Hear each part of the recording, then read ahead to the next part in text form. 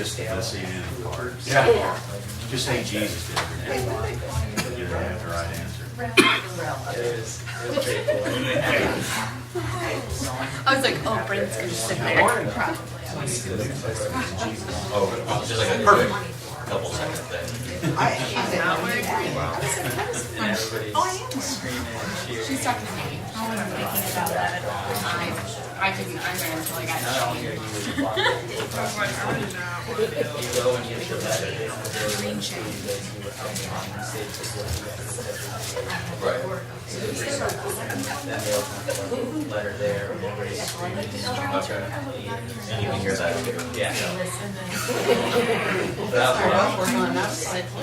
So you're allowed.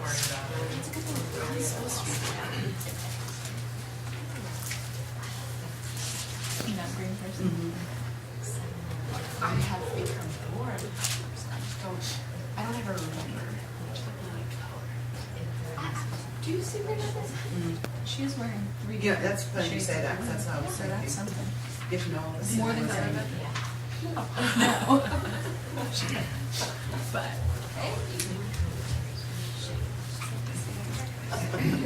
Yeah, I think Brent will probably be here, but. How's it going? It's good. Okay.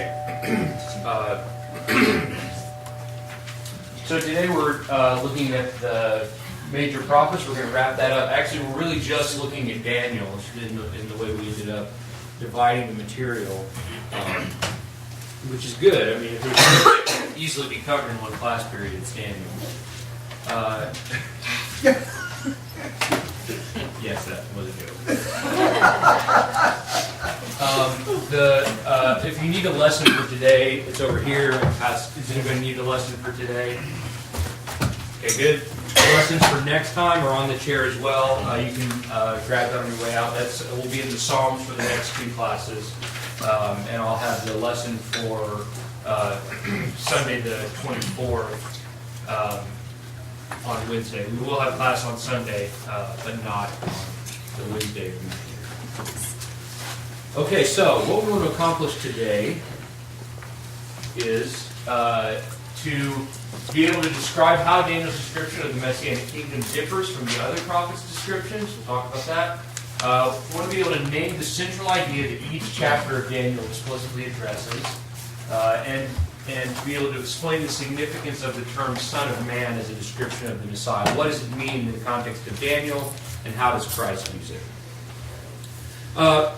We've been coming back to this slide of the periods of Messianic prophecy to try to tie the things that we were talking about in this class into a framework that you'll be able to hopefully remember going forward. And so we've looked at the early period of these kind of vague but very important prophecies and images, and we looked at the minor prophets, which are largely late in Israel's history. And we saw there a timeline of the Messiah's work and some detailed images of what that work would be. And now we've been looking at the major prophets, which fit mostly into this period. Daniel kind of bridges the, well, he's really more in this time period, but his contribution to the image mostly is the description of the time in which the work and reign of the Messiah would take place. We saw last time that Jeremiah and Ezekiel supplied the images and descriptions that the later prophets would build on, including Daniel. And we'll see when we get to Isaiah that he is very much doing the same thing, although obviously Isaiah spends a lot more time on the person and reign of the Messiah than the other major prophets do.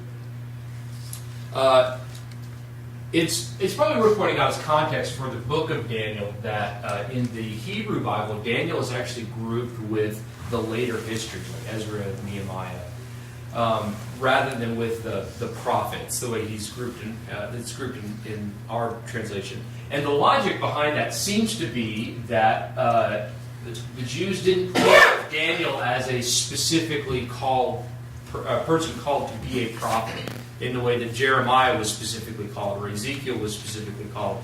where God said, forget what you were planning to do, here's what I'm going to have for you to do, which is to be a prophet.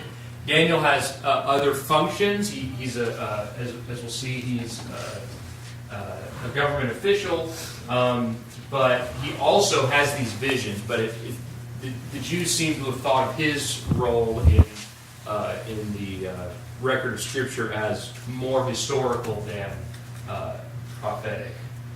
So that's, anyway, a little bit of context for how Daniel fits into the development of the Messianic idea.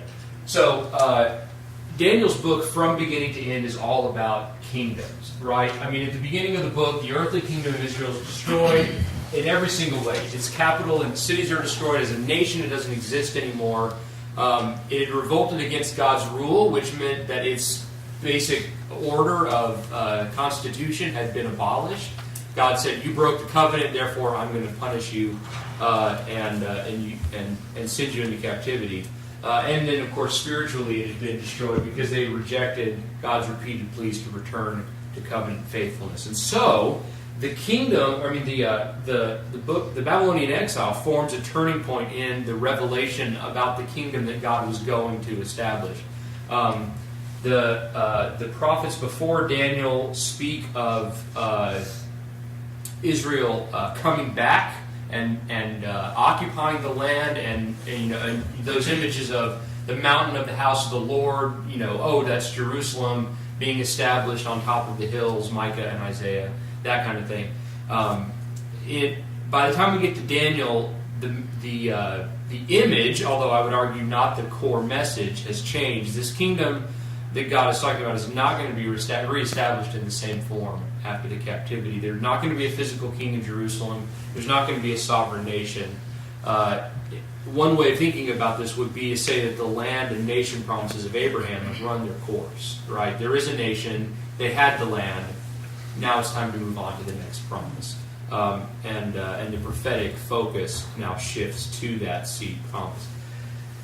And so, in his book, in his writings, Daniel separates the return from captivity from the establishment of the Messianic kingdom. I think that's probably most apparent in chapter 9, verse 25, when Daniel is giving very specific information. He is given very specific information about when the Messiah will come. So you are to know, verse 25, and discern that from the issuing of a decree to restore and rebuild Jerusalem, that's what it says, restoring and rebuilding Jerusalem, until Messiah the Prince, there will be 7 weeks and 62 weeks. It will be built again with plaza and moat, even in times of distress. Now, I'm not going to go into all of what that means at all, this class, but the point is, Daniel is saying that's two different events separated in time. And that is a new revelation as far as the work of the Messiah goes. And also part of Daniel's mission is to establish, in some detail actually, the world history that's going to intervene between the reestablishment of Jerusalem and the coming of the Messiah. And so, as I said, kingdoms are very much the theme of Daniel. And they run from beginning to end, and there are all these important verses about kingdoms in the book as well. So in chapter 1, the kingdom of Judah is destroyed and Babylon is ruling, and as a sign of that kind of change in kingdom politics, Daniel and his friends, who had been leaders in the old kingdom, or would have been leaders if it had continued to exist, now become leaders in the kingdom of Babylon instead. Nebuchadnezzar in chapter 2 has this vision of 4 kingdoms, which is really 5 because there's the stone that we'll talk about. But again, it's about kingdoms. People in chapter 3, typified by Shadrach, Meshach, and Abednego, are protected from the kingdoms of earth, both by God in the fiery furnace incident, and also then by Nebuchadnezzar by decree at the end of chapter 3. Chapter 4, I'm not going to go through these. If you want to look at this slide later, I'll give it to you. The point is really every chapter in the book of Daniel until you get to chapter 12, which is basically just Daniel saying, or the angel telling Daniel, these things are going to happen, believe it. every chapter in the book is about kingdoms and about how specifically God rules in the kingdoms of men. So in chapters 1 through 6, we have this history of Daniel's interaction with 3 kings, although the text makes it clear that he actually served in the reign of 4 kings. He doesn't. There's not a narrative of him interacting directly with Cyrus, but Cyrus is mentioned in the text as the 4th king under whom Daniel served. And so God's sovereignty is a foundational premise for the message of Daniel, that God will establish His own kingdom that cannot be overcome, which is really kind of what occupies chapters 6 through 12, the visions of this Messianic kingdom. So God demonstrates that He's in charge in the first 6 chapters, and then He uses that truth that He's demonstrated as a foundation for the plan that He lays out in prophecy of His kingdom that will come. Okay, that's all background. Let's get into the text a little bit. We're going to start in Daniel chapter 2 with the vision of the statue, the image here. And what I'd like you to do is this half of the room where Chester's sitting. If you guys could look at Jeremiah 23 verses 5 through 8, and the other side of the room, if you guys can look at Micah chapter 4 verses 1 through 5, and I want you to look for boundaries in time and space that are given for God's kingdom. In other words, where is it going to be, and how long will it last in those 2 passages, and compare those to the description of God's kingdom in Daniel chapter 2 verses 44 and 45. So time and space, boundaries in your passage in Jeremiah or Micah, and compare those to Daniel chapter 2. I'll give you a minute or 2 for that.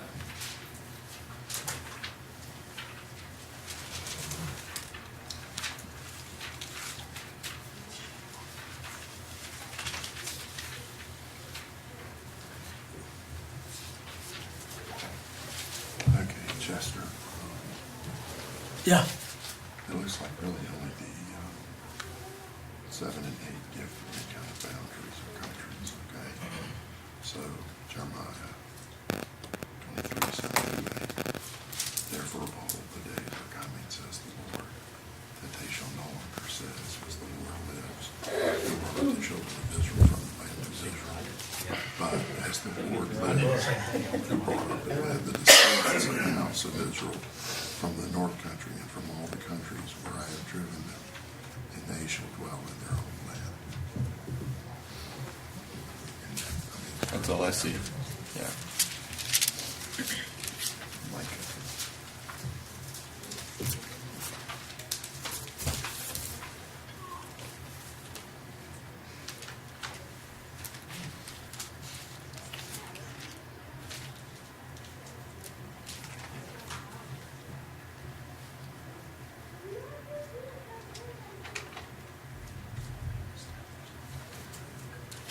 So, I mean, you think of the day of Pentecost, of all everyone had been scattered, all the Jews had been scattered, being there at the day of Pentecost. But,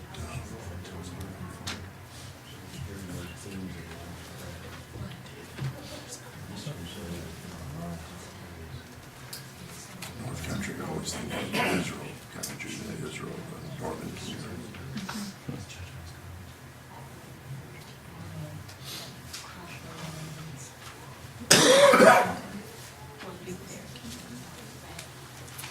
Six alludes to Judah and Israel. Yeah.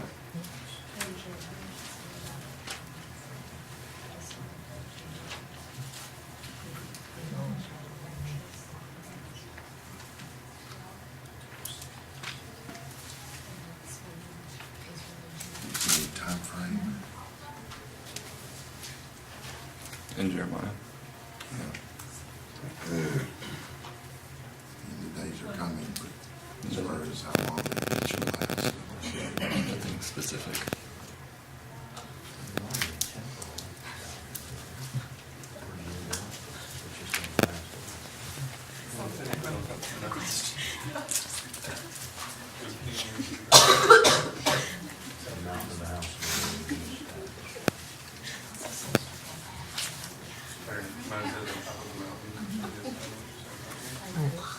twice he says, behold, the days are coming.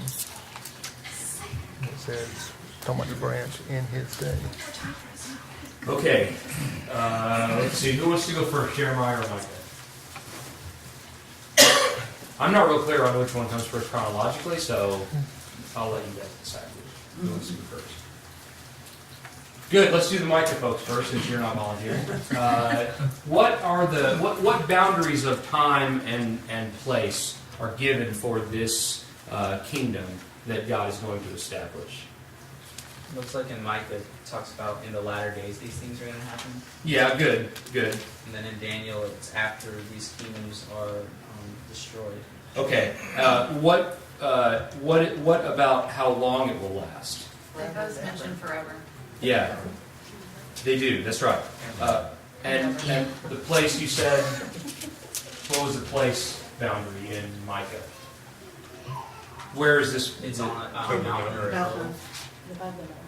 Yeah, mountain of the, House of the Lord. which would be, where's the house of the Lord? What is the house of the Lord? Who is the Lord? The temple. The temple, which is in It mentions Jerusalem. Jerusalem. Right. That's the boundary. That's the place. That's right. It's too easy. We were like, no, I can't do what he's saying. I can't make this any simpler. Okay, good. All right, Jeremiah group. Low bar.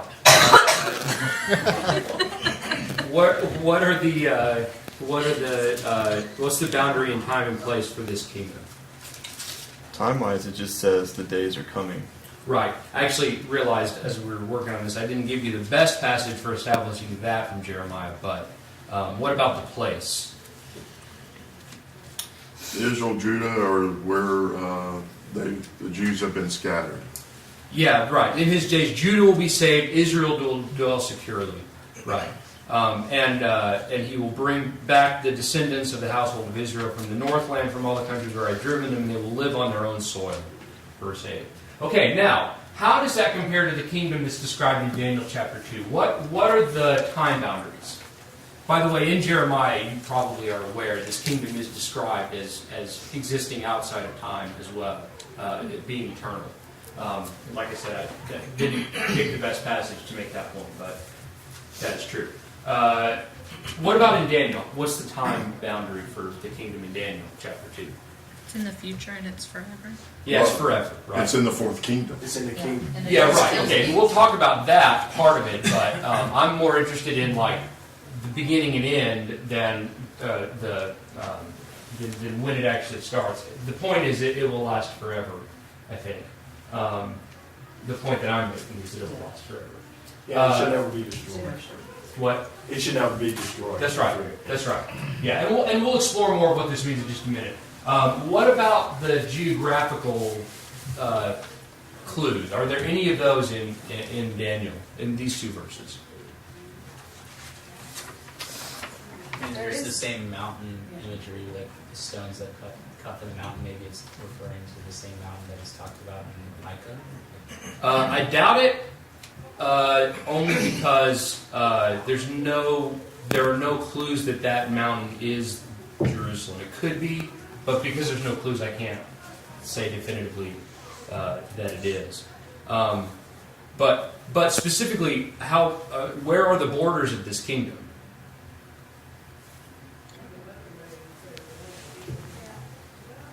It says that it crushes all the other ones. Yeah. It doesn't really. And you remember from earlier in the vision, what is this? The stone that crushes the statue does what? Becomes a great mountain. Fills the whole earth. Right. So the point that I've been trying to make, apparently rather clumsily, is that Daniel does not use Israelite boundaries or localities to establish the extent of the reestablished kingdom. Instead, he uses phrases like it fills the whole earth and it consumes all other kingdoms. So this kingdom is eternal in Jeremiah and Micah, but it's described, I want you to see, in land promise terms, right? Jerusalem, places in Judah and Israel. It's described in land promise terms. In Daniel, this eternal kingdom is also boundless. It fills the whole earth. Therefore, I think this promise is explicitly about the seed and not the land promise. Do you see that in the text, that we're suddenly no longer talking about the physical nation of Israel or Judah, or the physical city of Jerusalem? We're talking about something that is boundless, both in time and place. We might even extend this idea a little bit further to say that Daniel does not explicitly envision an Israelite kingdom, which, just based on the language, the other prophets seem to describe. Now, I would argue they're not actually describing that. I think they're using Israel and even Jerusalem and the temple in spiritual terms, in imagistic terms.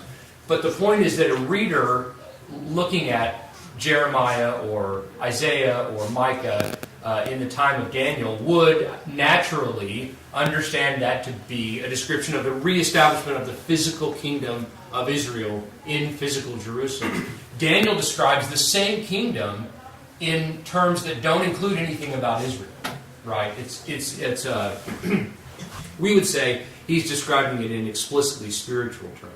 In Isaiah and Micah and Jeremiah, all nations flow to God's kingdom in Jerusalem. In Daniel, God's kingdom fills the whole earth as its God-given allotment. So you see that we have a development of this vision of God's kingdom and its extent. It's the same idea that everyone is a part of this kingdom, who wants to be, we would say, but everyone can be a part of this kingdom, but the image you see is a little bit different. Instead of the nations flowing to it, it flows out to all the nations. That imagery is in Micah. It is, that's right. It goes. And Micah and Isaiah both use this image of flowing up and then it flows back out. My point is Daniel reverses that image and just says it covers the kingdom, covers the whole earth, not the people, the kingdom, and it doesn't include those place descriptors. Okay, so we've been sort of talking about the effects of the stone that's described as crushing the statue in Daniel chapter 2. Let's actually talk about the stone. The stone image here in Daniel 2 builds on some stone imagery that we haven't seen yet because we haven't looked at Isaiah, but in the historical timeline was already available. So in Isaiah 8, God and His covenant are a stone to strike and a rock to stumble over. That verse quoted in the New Testament, of course. And in Isaiah 28, God's chosen ruler is a cornerstone that God Himself will put in place. I just want to say, the stone in Isaiah 8 here, which is most likely the image that Daniel's building on in chapter 2, is most likely not the same stone that's discussed in Isaiah chapter 28.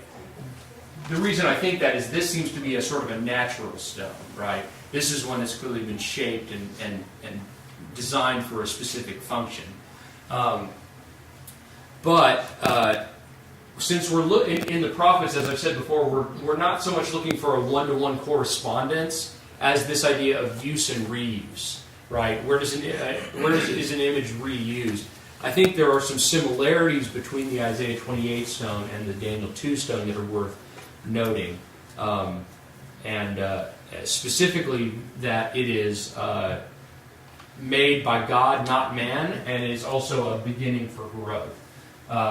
So this stone in verse 34 in Daniel 2 is cut without hands. I think the point of that is that God is its source, not man. It comes from God, not from something that man created. And of course, that is true for the cornerstone that God has selected and put in place in Isaiah 28 as well.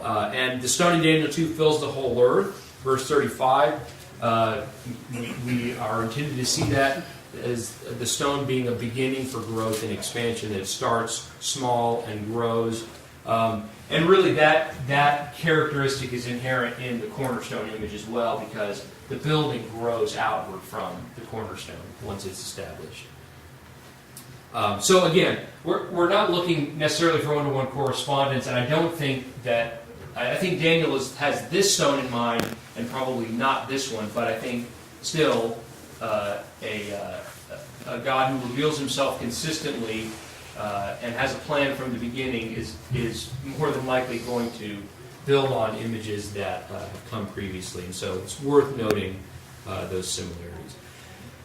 This stone also will never be destroyed or taken over. Verse 44, that is a description of its permanence, and it crushes all the other nations, according to verse 44, which I think, among other things, is a sign, a reminder that God's covenants always demand obedience, that there is judgment involved in the growth of this kingdom. I've also, you'll probably notice, I've left off Psalm 118, the stone which the builders rejected. The reason I left that off is because I'm not clear, I might be wrong about this, I'm not clear, especially in the context of the way Psalm 118:22 is used in the New Testament, that Jews in the Old Testament would have understood Psalm 118:22 to be Messianic. I don't know. Maybe they would have. It seems based on we'll talk about it a little bit next time, or the time after, when we talk about the Psalms. But it's not clear to me that the Jews in the first century would have understood Psalm 118:22 to be explicitly Messianic. But if you want to argue with me about that, I'd be glad to hear arguments on the other side. Anyway, so Daniel's stone imagery grows out of the previous imagery of God's purposes with His kingdom, which are to judge and to rule. And so then it's not surprising, or shouldn't be surprising, that Jesus uses Daniel 2 language to describe His mission in Luke chapter 20, verse 18. I say He uses the image. He's effectively paraphrasing these verses. He says, Luke 20, verse 18, everyone, he quotes from Psalm 118 earlier, which is part of, I won't go into that, but anyway, then he says, in verse 18, he ties that statement from Psalm 118:22 to the statement from Daniel chapter 2. To everyone who falls on that stone will be broken to pieces, but on whomever it falls, it will scatter him like dust. And so Jesus ties together Psalm 118 and Daniel chapter 2 to describe the effect of the kingdom that He is inaugurating. That is, that it will judge the wicked and grow into a great kingdom. Okay, so what are your thoughts about the stone? Is there does this make sense? Way off base here. What stands out to you about this vision and the stone? I guess the clarity that it's going to come in the fourth kingdom. Right. I mean, which at this point in Daniel we don't know what kingdom it's going to be. Your Bible, like mine, probably helpfully tells you in the uninspired headings what each kingdom is. That actually is made clear in Daniel, but it's not in this chapter. So editors got a little bit ahead of themselves. But yeah, it is. It's explicitly described as being in the fourth kingdom. And as we move forward in Daniel, we're going to find out who that fourth kingdom. Actually, the fourth kingdom is the only one that's not specifically named, I think. But it becomes clear when that fourth kingdom will come to power. The clarity in Daniel is just astounding of this timeline. That's just amazing. One of the reasons why some people argue that Daniel was written so much later than it actually was. What else? Anything? just that, I guess again, the overwhelming of all these other nations. Mm-hmm. I mean, if you think about it, who would we really think about Nebuchadnezzar today if he wasn't in the Bible? Yeah. And also, I think it's just that image of overwhelming, and then I think it shatters. I mean, the image of just that total destruction of those kingdoms, of overcoming them. Yeah. Yeah. It is an image of power, and I think Nebuchadnezzar, in context, seems to miss the point a little bit, because he goes and basically builds the statue that he saw in his vision in the next chapter and makes everyone bow down to it, as if that's the point of the vision. But that the point of God's authority is made clear to him later, right, with the image of the tree, the vision of the tree, and his subsequent humiliation. It's really the same vision, or the same message, but it actually has an effect. He gets the point later. But I think his missing the point in the first case, in chapters 2 and 3, is supposed to be a sort of contrast to the clarity of the message, right? And it's like, how could you miss that? Mason? Yes. I think there's also an interesting connection with the wise men. In the Septuagint, that's the same word for magi that's used in Matthew 2 when they come and worship the baby Jesus, or infant Jesus. In chapter 2? In Matthew 2. Yeah. And so there's some people that have speculated that because the magi are coming from the east, that's where Babylon was in relation to Jerusalem. Oh, I see. In Bethlehem area. And so it's interesting that in here, the wise men aren't really wise. They're not really understanding the dreams. But then you get to Matthew 2, and perhaps the writings of Daniel influenced them to look for this one that was going to be born. Yeah. Yeah. Yeah, that's And they're Gentiles who are the first to acknowledge, right, which fits into the whole worldwide imagery. Yeah, exactly. Good. Okay, so we're going to look at Daniel chapter 7 briefly. This is the four beasts and the Son of Man. And what I'd like you to do very quickly is to name all the historical kingdoms, kings, and events predicted in Daniel chapter 7. It'll only take you about 30 seconds. That's a joke. Don't do that. Very, it's okay. Yeah. At least you didn't say Daniel 11. Yeah, that's right. I'm making it easy for you.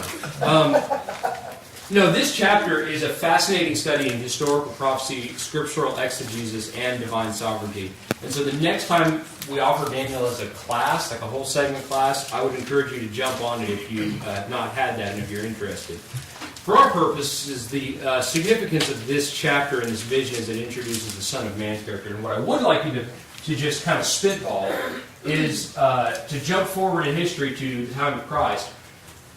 And think about this. Give me your ideas. Why does Jesus almost exclusively refer to himself as the Son of Man and almost never as the Messiah?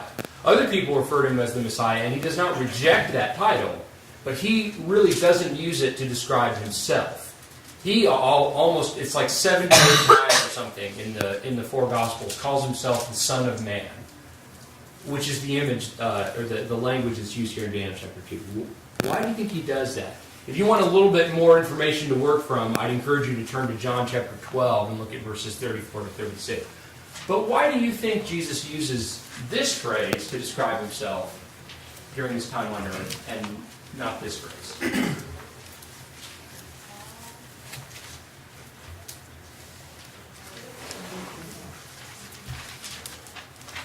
You don't have to talk to each other. You can tell me. Oh, I don't know, maybe because the Gentiles wouldn't understand that. The Gentiles wouldn't? No.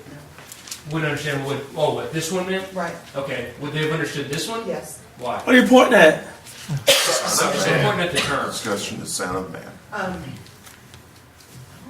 It's relational.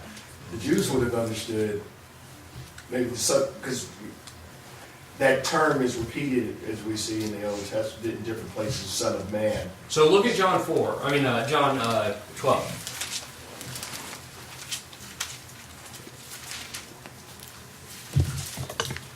Since you volunteered, James, why don't you read verse 34 for us?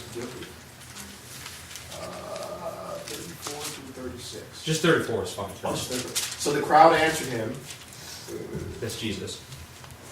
"We have heard from the law that the Christ remains forever. That's the Messiah. How can you say that the Son of Man must be lifted up? Who is this Son of Man?" So they didn't know who it was. The Jews didn't know who the Son of Man was. But that's what Jesus calls himself over and over again. So the short answer is because the Jews didn't understand who it was. It was to confuse them. That's the short answer. For a better answer, I think we need to consider, as James has pointed out, how the Son of Man is used, that phrase is used in the Old Testament. I'm going to really try to resist the urge to make Phil Collins jokes all the way through this, but it's going to be hard.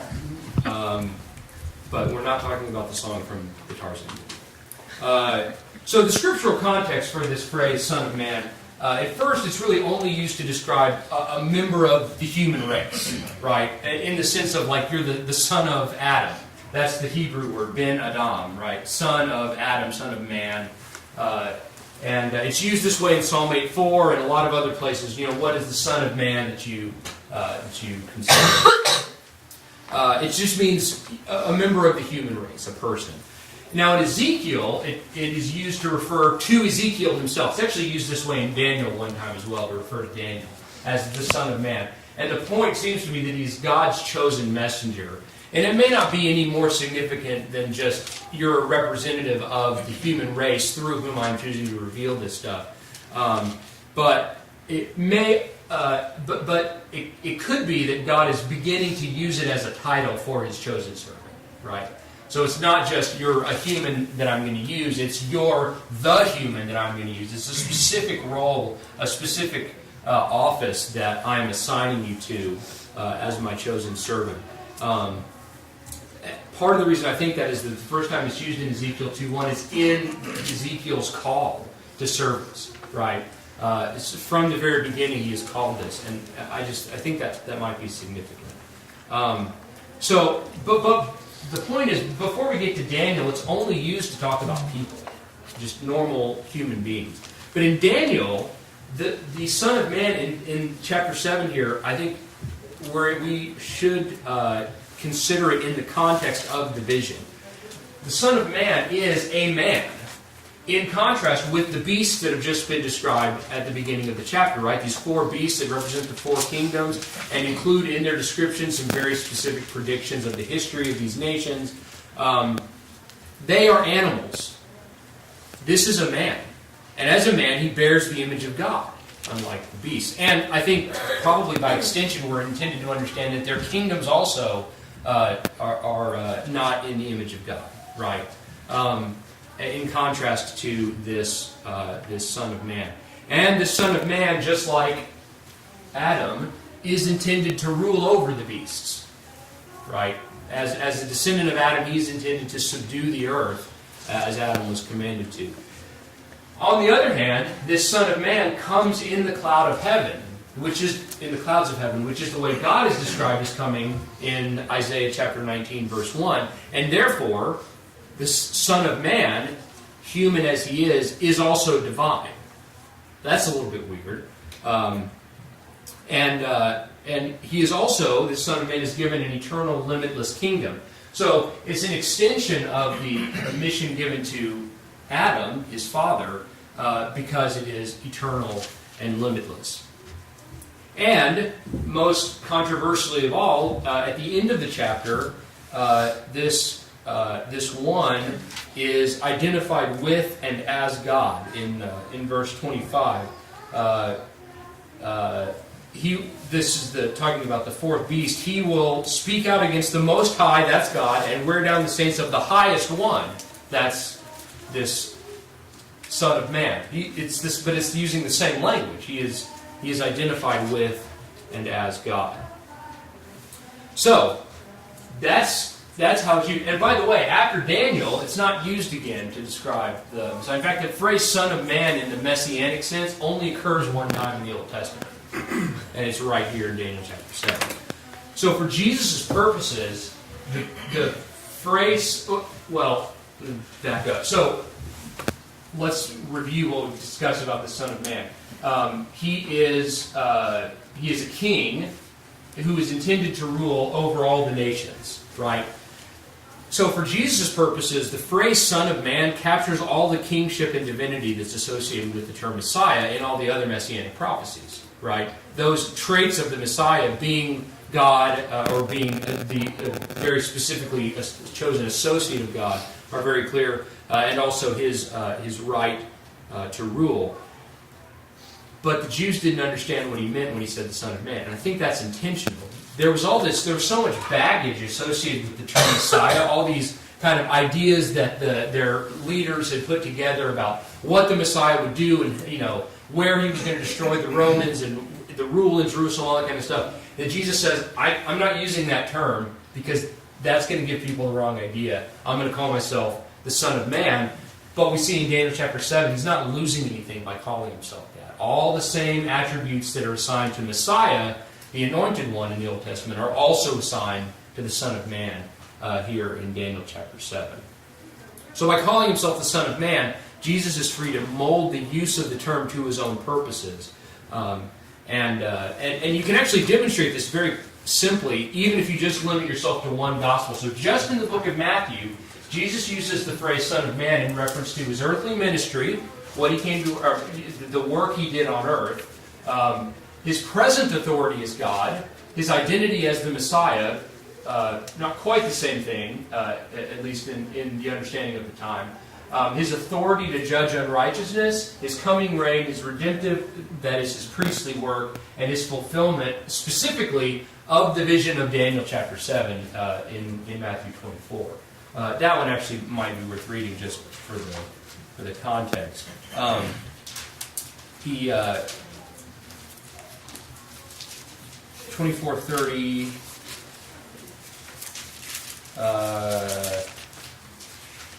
Then the Son of Man will appear in the sky, and then all the tribes of earth will mourn, and they will see the Son of Man coming on the clouds of the sky with power and great glory. That's a quote from Daniel chapter 7. So... What verse? It's what verse in Daniel? Yeah. What verse in Matthew? It's Matthew 24:30, and it's Daniel 7:13. Thanks. That Jesus is quoting.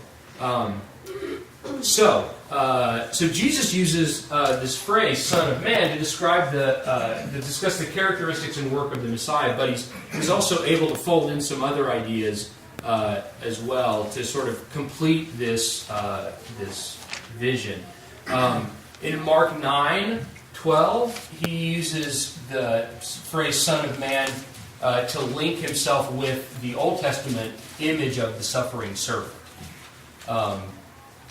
In John chapter 6, he uses the phrase "Son of Man" to link himself to the Mosaic promise or prophecy of a prophet like Moses. That's the discussion of the bread of heaven. Your fathers ate the manna in the wilderness. He very explicitly ties what he's doing to what Moses did and says, "This is better because I am the Son of Man." So he ties it back to that prophetic image. And in Matthew chapter 20, in discussing his redemptive work, he ties it to the prophetic image of the priest of God. So I think Daniel's chief mission in writing his book seems to have been to reveal the time in which the Messiah would come. Danny's referenced that a couple of times, and it's really clear when you don't even have to be that good at reading like prophetic language to see that the predictions are very explicitly clear about when this will happen. But in accomplishing that, Daniel also gives us the most useful term of the description, useful term to describe the Messiah, one that Jesus himself would use to tie together all of the images of the coming one, the king, the prophet, the priest, the sufferer, into a cohesive picture of Christ and his work. So the phrase Son of Man in Daniel only used once, but it is vital to our understanding of Christ as the Messiah that's promised in the Old Testament, because Jesus uses it as a link to tie himself back to all these other images that were associated with the Messiah. So after Jesus would say that, and I'm thinking about his audience saying that, if they would go back and start looking where that is used, would they not then start coming to the conclusion about this individual? It seems to be when they would say he's making himself God. This, when you go back and look at, here's this Son of Man, comes in the presence of the Ancient of Days, and these things that, there's religious groups that say Jesus never said I am God. But when you go back and look at this, where it says this is what he's saying. Exactly. So so he may not have said specifically or those words but that phrase, that term, when you go back, you can't come away with anything else. You're right. I don't know how they missed it, except the only thing I can think of is that, as I've said, the phrase Son of Man is only used that one time in the book of Daniel. And the word Messiah is also used in Daniel. It's in chapter 9, actually, 9:24-27. And it's only when you understand the Son of Man in this context, as having all these clear links to the Messianic character, that you begin to understand that the Messiah described in Daniel chapter 9 is the same person. And so if you didn't make those connections to Daniel chapter 7, you wouldn't understand it to be the Messiah.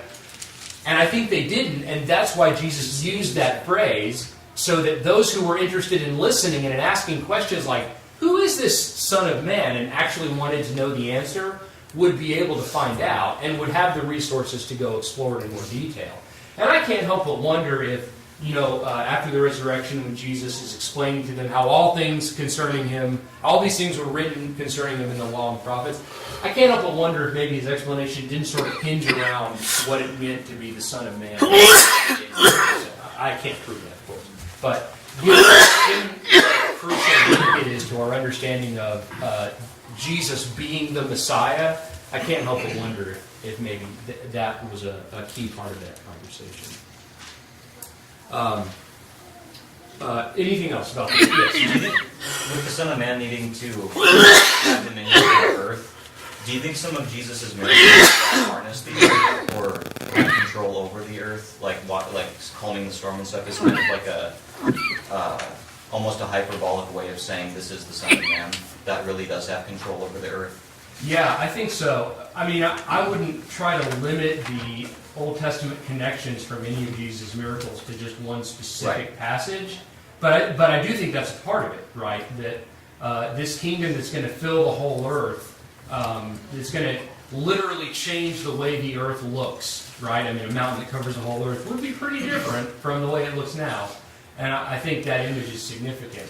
And certainly his ability to control the forces of nature are the Gospels.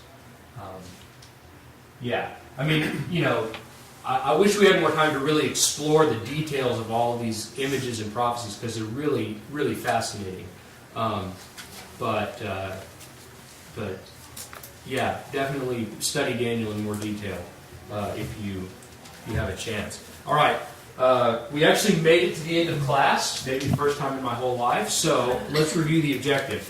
Can anyone describe for me how Daniel's description of the Messianic kingdom differs from the other prophets' descriptions? More detail? Detail about... When it's gonna be Forever and ever in the whole earth. Right, exactly. So there's no Israelite locations or boundaries. It's a kingdom of the whole earth. And I think it's also explicitly linking to the seed promise and not to the land promise in omitting those details. Can anyone name the central idea that each chapter of Daniel explicitly addresses? The kingdom. The kingdom. God rules in the kingdoms of men. And can anyone briefly explain this? Well, we just did this, so I'll do it. Jesus uses the term Son of Man to tie together all the images of the coming one, the king, the prophet, the priest, the sufferer, into a cohesive picture of himself and his work. I will try to get these slides put up on the website if anyone wants a copy. Yes. And if you don't have didn't pick up lesson 8 on the way in for next time on the Psalms, thanks so much. I'll do that check. I gotta get